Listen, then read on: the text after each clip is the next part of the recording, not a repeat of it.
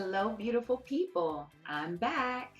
In this particular tutorial, I'm going to show you your zone of authority. And it's not what you think. So get your mind out of the gutter. Now, your zone of authority, or what I like to call your powerhouse zone of authority, is simply this. From your hips to your chest, this is your zone of authority. Well, what do you mean by zone of authority, Sakola? Simply this. When you're using gestures, I always teach my clients to use gestures and to show your hands.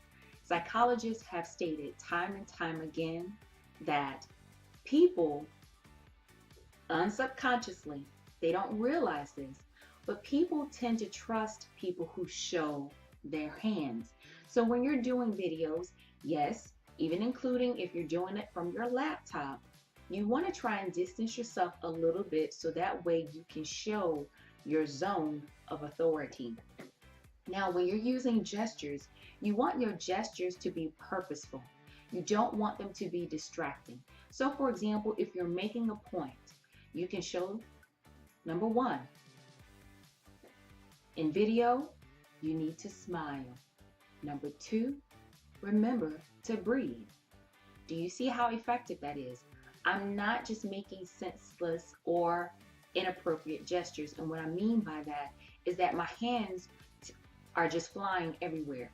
And when they do that, that can tend to be distracting to your viewers because they're watching just like this. Oh, what are they doing? What are they doing? So just make sure the gestures that you're using is in this zone of authority. So try and keep your hands right here. I'm not saying that you can't raise your hands up. So if you're doing a gesture where it requires you to raise your hands, that's fine. But your hands don't want to be flying everywhere, and they don't need to be up here by your face unless you are using a gesture that reflects what you're talking about. Now, don't overthink your gestures, okay? That's not what I'm saying, because gestures come naturally to us. So as you're doing your videos, make sure that you're being conversational, but try and keep your hands, if you can, in your zone of authority. As a matter of fact, in the next video, I'm going to talk to you about those 2 points that I just mentioned, remembering how to breathe and to smile.